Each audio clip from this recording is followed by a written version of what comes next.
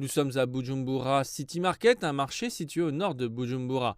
C'est une plaque tournante régionale pour les voyageurs en provenance et à destination des pays membres de la communauté d'Afrique de l'Est. C'est aussi le point de départ et de destination des passagers entre le Burundi, la République démocratique du Congo et le Rwanda. Le trafic a repris ici après la réouverture de la frontière de Roua, à la satisfaction de Moïse Bidjiri Mana, chauffeur pour une agence de voyage.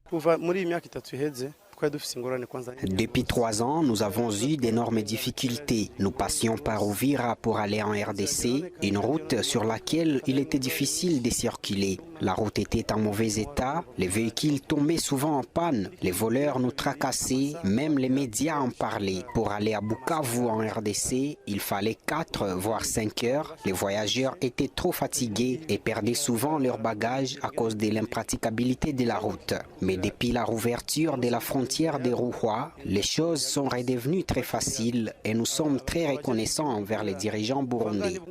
La fermeture de la frontière de Roua a été levée fin septembre. Depuis, le trafic a timidement repris. Un mois plus tard, le sentiment des voyageurs est nuancé.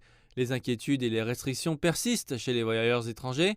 Crispin, un jeune Congolais étudiant au Burundi, est content de la réouverture, mais il demande aux autorités burundaises de réduire le coût du test Covid imposé aux voyageurs. Les étrangers qui ne vivent pas au Burundi, nous avons toujours du mal à traverser la frontière, vu les prix qu'on a fixés de Covid-19. Auparavant, passé à Uvira, et le prix de la Covid à Uvira s'était fixé à 5 dollars.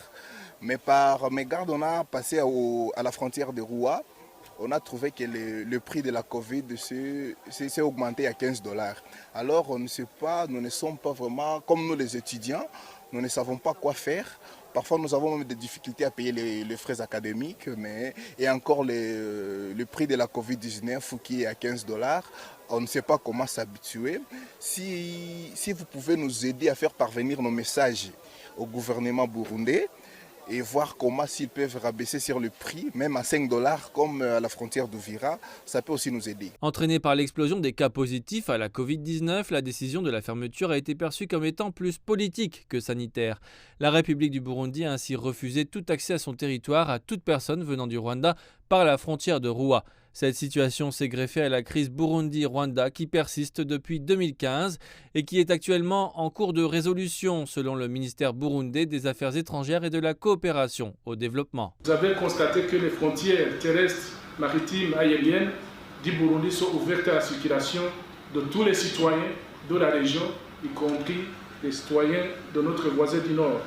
Nous pensons que le pays frère, le Rwanda, ne pourra pas interchanger les relations de bon voisinage, de fraternité, de coopération avec notre pays, avec le maintien de ces putschistes à Kigali, qui personnellement, je les qualifie de visiteurs gênants pour ce pays.